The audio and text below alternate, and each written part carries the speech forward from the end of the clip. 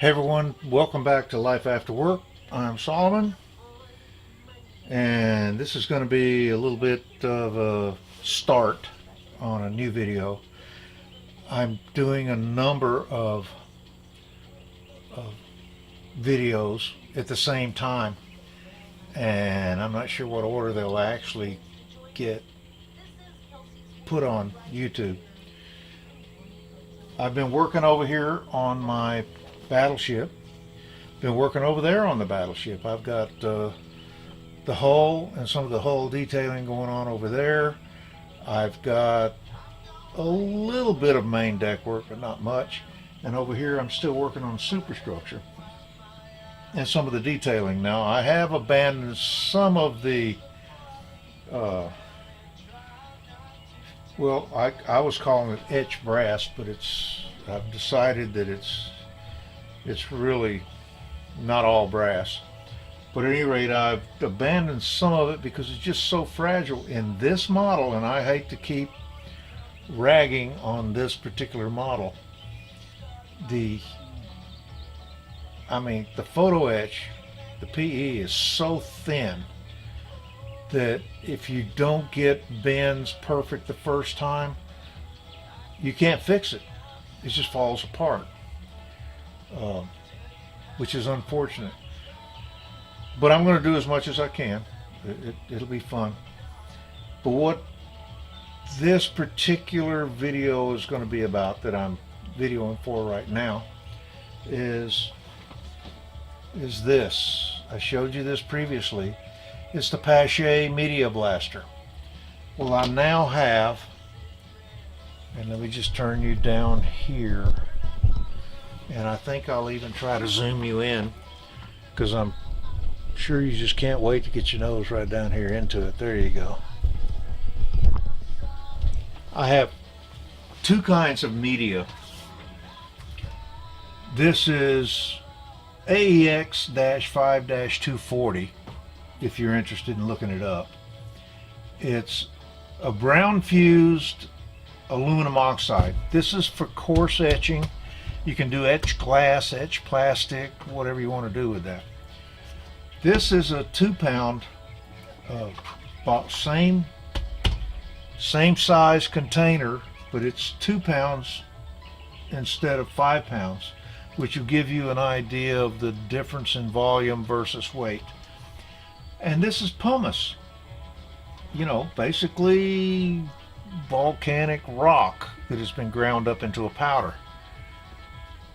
This is supposed to be a medium grit. This is a heavier grit. Well, what am I going to use these on? All right, well, let's just get to it, because I do have a little bit of an embarrassing story. If you'll remember this is the back head that was so heavily painted that it wasn't very clear and concise. I lost this.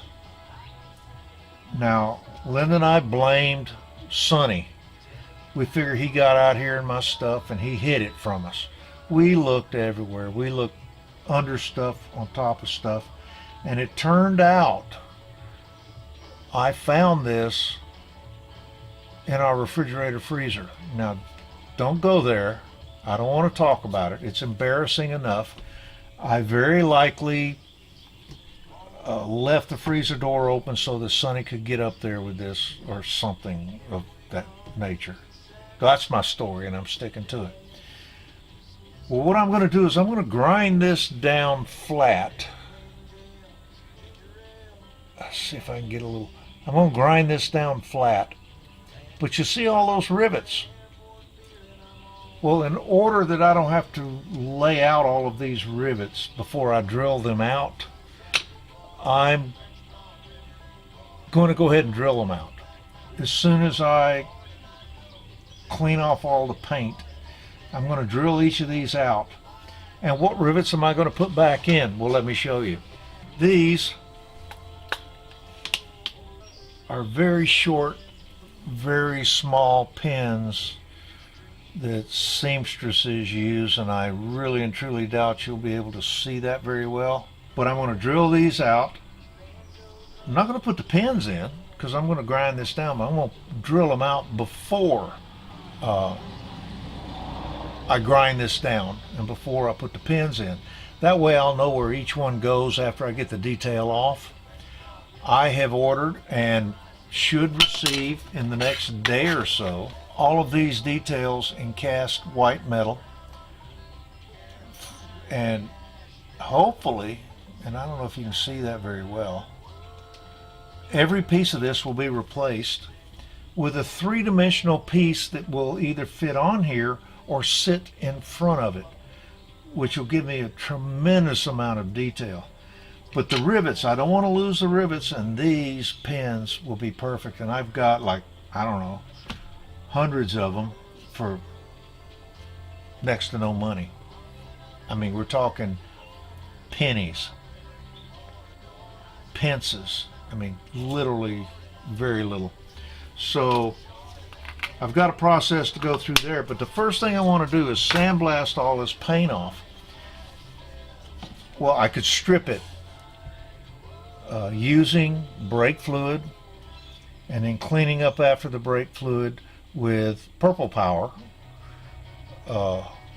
However, I'm wanting to test this Media Blaster, so I'm going to, let's see, can I get this?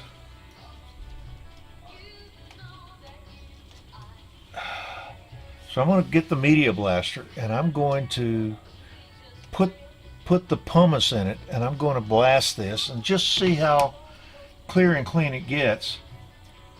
And it doesn't really matter if it's perfect because I'm going to grind it all off anyway. Now, how am I going to grind it off? Well, you will not see me using my favorite model shop tool. I've shown you this before. What you're going to see me using, and I may or may not even put it on the video, it's going to be a disc sander.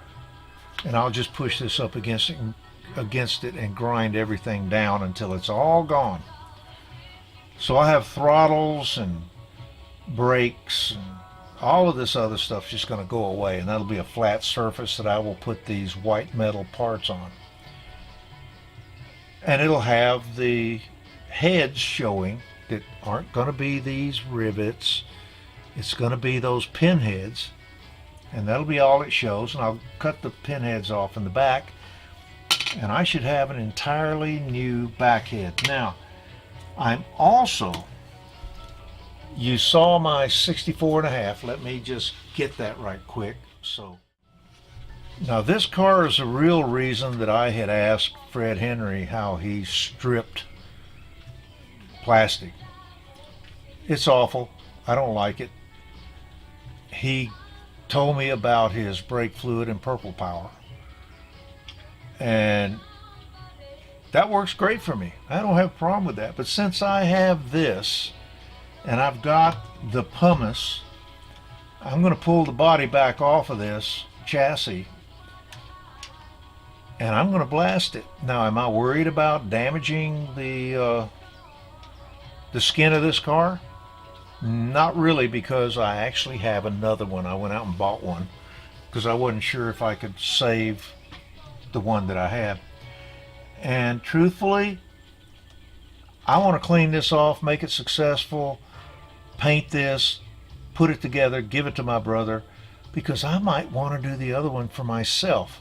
And the reason for that is right down here at a Ford dealer near us, they have the exact 64.5 Mustang that is on the box art.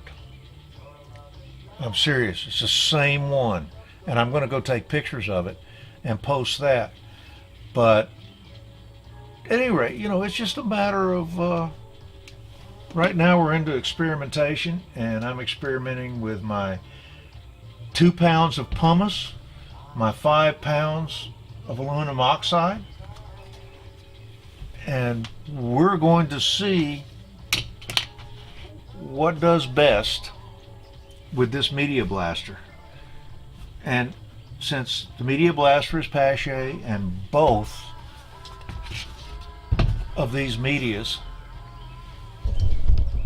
are Pache, you know, I'm comfortable that we're all going to learn something new. But I got a lot of friends out there, a lot of subscribers saying, sorry, a lot of videos, but we don't see the New Jersey going ahead. I am doing the New Jersey, and I will post a whole series on that. But the New Jersey is a very tedious model. It doesn't have good fit. It requires a lot of extra work. And to be honest with you, I tire of it periodically and want to go to something that's a little different. And I think you have noticed that I do that maybe a lot. So, Will, I'm sorry about that, but I really can't make too many apologies because Revell should apologize to the world. And honestly, I have thought about putting it back in the box and ordering the Tamiya Battleship New Jersey just to show people the difference. Okay? Anyway, don't know that I'll do that. I'm just saying I'd like to. I do have, and we'll go back over here to the spray booth only because I moved stuff out of the way. I've got my sprues out for some more detailing up here on the superstructure, and the details are all these little bits and pieces. It needs it needs work. So I'm going to do this. I'll move this out of the way. Now, when I do my demonstration on this Media Blaster, I have spent countless hours on sandblasters. In the Navy, later in life, I had a home blaster. Stuff goes everywhere. I do not want to run either one of these products here through my fans, because even the finest dust, even if I filtered the big stuff, the finest dust can wear out a simple fan. Okay, so I'm probably going to take this operation just outside. All I got to do is turn my compressor around, run my hose underneath the door, drop the garage door, be totally sealed, and I just blast down the driveway. Because, come on, if it's pumice, we'll just broom that over into the flower bed. That's nothing but good for that. So, you know, I've got things to do, and I am making progress. Just not maybe as fast as many of you would like me to, but I'm not the single most productive human being in the world these days. I have good days and bad days, and I don't do much on my bad days. So, I just wanted you to know I got plans, and my plans with the Bumblebee, detailing this backhead in a way that Bachmann never dreamed anyone would. I'm doing it with the help of Ozark Miniatures, and talked to the owner, and he's sending me a whole box of stuff.